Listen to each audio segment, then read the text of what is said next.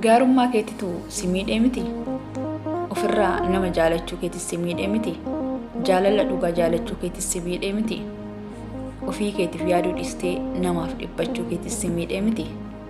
Hanga ammaa ofiif dhiistee namaaf jiraachuu keetis si miidhee.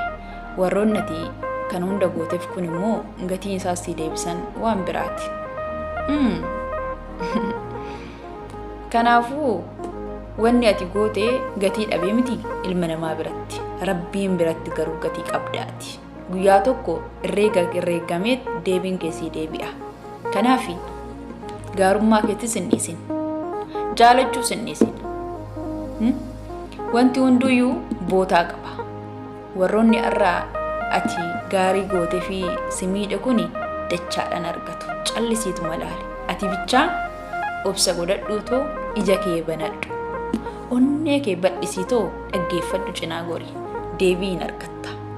Kanaafi kas si miidhe miidhuu hin deemin. Waaqayyoo waan hundaa waan barreessuuf qaba. Kan argatu hin dhaba. Kan dhabe immoo hin argata. Kan dhibame siif fayya. Fayyaanis hin dhibamu. Garuu hundi keenyaa hin duuna. Garuu addunyaa kanarratti wanti hin jijjiiramne waan hin jirreef callisii obsi.